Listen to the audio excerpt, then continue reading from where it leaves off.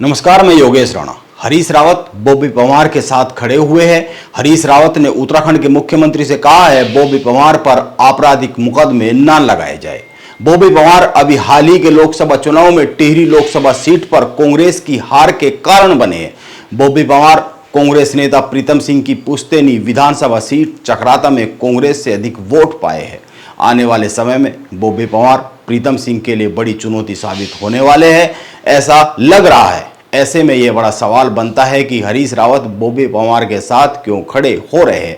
क्या राजनीतिक समीकरण है? आइए कुछ तथ्य और कुछ समीकरणों पर गौर फरमाते हैं। अभी कुछ दिन पहले बॉबी पवार ने एक प्रेस वार्ता का आयोजन किया। इस प्रेस वार्ता में बॉबी पवार ने सीधे सीधे उत्तराखंड की सरकार को संदेश दिया, जरूरत पड़ने पर वो राज्य की कानून व्यवस्था को अपने हाथों में ले लेंगे। कि आगे कदम क्या, हम भ्रष्टाचार के खिलाफ लड़ रहे हैं, हम यहाँ व्यवस्थाओं को ठीक करने में लड़ रहे हैं। तो जो जो मुद्दे आएंगे उसमें लड़ेंगे। और ये जरूर है कि 6-7 वर्षों से जो लोकतांत्रिक तरीके से जो चीजें चल रही है, जो लड़ रहे हैं, उसको थोड़ा बदलना पड़ेगा। हम लोग बड़ी मेहनत से बड़ी परेशानियां चुनौतियां लेकर हम इतने साक्ष्य इकट्ठे करते हैं, उन साक्ष्यों को इन जिम्मेदार अधिकारियों तक पहुंचाते हैं कि ये ऐसा हो रहा है, इन पे कार्रवाई होनी चाहिए। इन जिम्मेदार मंत्रियों और मुख्यमंत्री तक पहुंचाते हैं कि कार्रवाई होनी चाहिए, और ये लोग उसी को खा जाते हैं, उसी को दबा जाते हैं। तो अगर इस प्रकार के हाल रहे तो हमारा एक अपना एक नियम रहेगा कि जिस अधिकारी का जो करप्शन है, जिस अधिकारी की जो गलती है, उसे 1 से 2 बार अवगत करवाया जाएगा। गलती हुई है, ठीक कर दीजिए। जो ठीक नहीं करेगा उसके साथ तो उस प्रकार का व्यवहार किया जाएगा, अपना रास्ता बदला जाएगा, उसके मुंह भी काले किए जाएंगे, जरूरत पड़ी हाथ टांगे भी तोड़ी जाएगी, जरूरत पड़ी जनता के बीच में खींचकर भी मारा जाएगा। सीधी सी ये बात है। अब आप बताइए, इस देश में न जाने कितने लोग हैं जो सिस्टम के सताए हुए हैं, लेकिन उनमें से कितने लोग हैं जो कानून को अपने हाथ में लेने की बात कहते हैं। उनमें से अधिकतर संवैधानिक तरीके से अपनी लड़ाई को लड़ते रहते हैं, लड़ाई का रास्ता नहीं छोड़ते हैं संवैधानिक तरीके से। बॉबी पवार मीडिया से बातचीत में सीधे सीधे कह रहे हैं अगर बात नहीं मानी जाएगी तो वो अफसरों के हाथ पैर तोड़ेंगे। अब सवाल यह उठता है, क्या हरीश रावत बॉबी पवार के इस बयान के साथ भी खड़े हुए? हरीश रावत को इस पर बयान जारी कर अपना पक्ष साफ करना चाहिए। अब एक अन्य मामले पर भी गौर फरमाते हैं। बॉबी पवार सहित कई अन्य पर देहरादून के एक कॉलेज में अंदर घुसकर तोड़फोड़ करने और गाली गलौज देने, मारपीट करने और महिला कर्मचारी के साथ अभद्र भाषा का इस्तेमाल करने का आरोप लगा है। पूर्व में दर्ज था जिसमें एक अकेडमी है, वहाँ पर तोड़फोड़ की घटना हुई थी। साथ ही वहाँ महिला कर्मचारियों के साथ छेड़छाड़ और बदतमीजी की शिकायत पर पीड़िता द्वारा इसमें FIR दर्ज थी। क्योंकि मामला इसमें साक्ष्यों का संकलन चल रहा था, इसमें पीड़िता द्वारा बीच बीच में बयान डर के कारण, जैसा उन्होंने बताया था, आयोग को नहीं दिया था। और इसमें जब साक्ष्य संकलन की कार्रवाई चल रही थी तो कुछ हमें ऐसी फुटेजेस मिली जो घटनास्थल से रिलेटेड थी। साथ ही साथ एक DVR भी पीड़ित द्वारा उपलब्ध कराया गया था। सभी को परीक्षण के लिए इसमें न्यायालय भेजा जा रहा है। साथ ही अब लोकल से इस घटनाक्रम के बारे में जो साक्ष्य उपस्थित हुए थे, इसके बाद विवेचक द्वारा, चूंकि महिला संबंधी अपराध था, इसमें छेड़खानी और बदतमीजी संबंधी इसमें अपराध था, तो माननीय न्यायालय में इनके बयान दर्ज कराया गया था। चूंकि बयानों के उपरांत ही इसमें जो साक्ष्य आए और जो घटनाक्रम के बारे में पीड़िताओं ने बताया, उसके आधार पर जो अपराध बनता था उस संबंध में 41 CRPC का नोटिस सभी गणों को दिया गया है, जिसमें बॉबी पवार को भी बुलाकर थाने पर दिया गया और शर्तों के साथ दिया जाता है, जिसमें कि भविष्य में वह किसी को दड़ाएंगे धमकाएंगे नहीं, अपने मुकदमे संबंधित किसी साक्ष्य के साथ छेड़छाड़ नहीं करेंगे और न्यायालय में जब भी उनको बुलाया जाएगा तो सहयोग करेंगे। इसके साथ ही नोटिस रिसीव कराया गया है। इसमें अन्य लोग भी प्रकाश में आए। फुटेज में बयानों में भी पीड़िताओं ने काफ़ी लोग के नाम बताए। तो साक्ष्यों के आधार पर जो फुटेजेस मिली है उससे उनका मिलान कराया जाएगा। मिलान के बाद जो साक्ष्य उपलब्ध होंगे, इसके बाद उनके विरुद्ध भी वैधानिक कार्रवाई की जाएगी। इस मामले में रायपुर थाने में एक मुकदमा दर्ज किया गया है। कॉलेज में हुई मारपीट का वीडियो भी सोशल मीडिया पर वायरल हुआ है।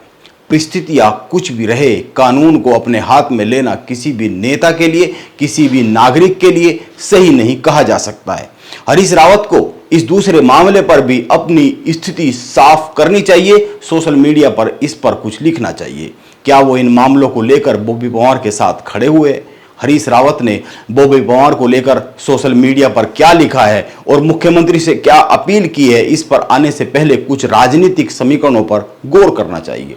बॉबी पवार हाल के लोकसभा चुनाव में टिहरी सीट पर तीसरे नंबर पर रहे। बॉबी पवार ने इस चुनाव में चकराता विधानसभा सीट पर कांग्रेस से अधिक वोट हासिल किए हैं। चक्राता से प्रीतम सिंह चुनाव लड़ते हैं। इस सीट को बीजेपी कभी जीत नहीं पाई, हमेशा कांग्रेस के सीनियर नेता प्रीतम सिंह जीतते रहे हैं।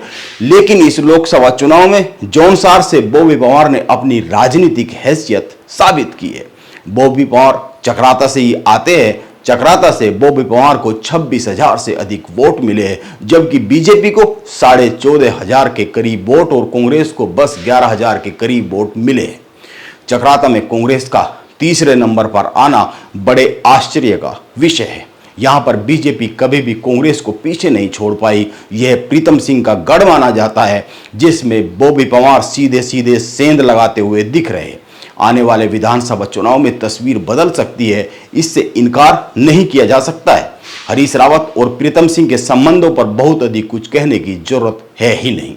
2023 में उत्तराखंड में बेरोजगार संगठन ने एक बड़ा आंदोलन किया। बॉबी पवार ने इस आंदोलन का नेतृत्व किया था। बॉबी पवार ने टिहरी लोकसभा सीट से बेरोजगार संगठन के बैनर तले ही चुनाव लड़ा। पवार ने इस सीट पर बीजेपी और कांग्रेस को कड़ी टक्कर दी। ऐसा पहली बार हुआ जब वोटों की गिनती में किसी निर्दलीय को टिहरी लोकसभा सीट से इतने वोट मिले। बॉबी पवार को 1,68,000 से अधिक वोट मिले। कांग्रेस के उम्मीदवार जोत सिंह को 1,90,000 के करीब वोट मिले। यानी साफ है, आने वाले समय में बॉबी पवार कांग्रेस के लिए इस सीट पर और इस सीट से जुड़ी विधानसभाओं पर राजनीतिक चिंता का एक बड़ा कारण बनते हुए दिख रहे हैं। बॉबी पवार ने लोकसभा चुनाव में यह बता दिया कि आने वाले चुनाव में वो बीजेपी और कांग्रेस के लिए, दोनों के लिए राजनीतिक चिंता का कारण बन सकते हैं, खासकर टिहरी लोकसभा क्षेत्र में, खासकर कांग्रेस के सीनियर नेता प्रीतम सिंह के लिए। वैसे हरीश रावत ने अभी मुख्यमंत्री पुष्कर सिंह धामी से जो अपील की है उस पर गौर करें तो उन्होंने लिखा है, बॉबी पवार अब एक जाना पहचाना नाम है, जिसने हम राजनीतिक दलों के वर्चस्व को भी लोकसभा के चुनाव में चुनौती दी। हमारे ऐसे लड़के और लड़कियां जो सरकारी नौकरी करने के इच्छुक है, ऐसे बेरोजगार लोगों के लिए निरंतर संघर्षरत है। परीक्षा में धांधली आदि का पर्दाफाश करने वाले बॉबी पवार को सरकार आपराधिक मुकदमों में निरुद्ध करना चाहती है। मैं मुख्यमंत्री जी से अपील करता हूं कि इस मामले में हस्तक्षेप करे और पुलिस से कहे कि बेवजह उन पर आपराधिक मुकदमे न लगाए जाए। ये हरीश रावत ने अपने सोशल मीडिया पेज पर लिखा है। राजनीति में कब कौन दोस्त बन जाए और कब कौन दुश्मन बन जाए, इस पर तो कुछ कहा ही नहीं जा सकता है, लेकिन हर दोस्ती और हर दुश्मनी के राजनीतिक मायने जरूर होते हैं, उसके पीछे कुछ समीकरण जरूर होते हैं। राजनीतिक लोग ऐसे ही किसी के साथ या किसी के विरोध में खड़े होते नहीं है। क्या हरीश रावत के बॉबी पवार को समर्थन के कोई राजनीतिक मायने है? इस पर हरीश रावत हो सकता है आने वाले कुछ ही समय में कुछ सोशल मीडिया पर लिख ही दे। इंतजार किया ही जाना चाहिए। नमस्कार, मैं योगेश राणा।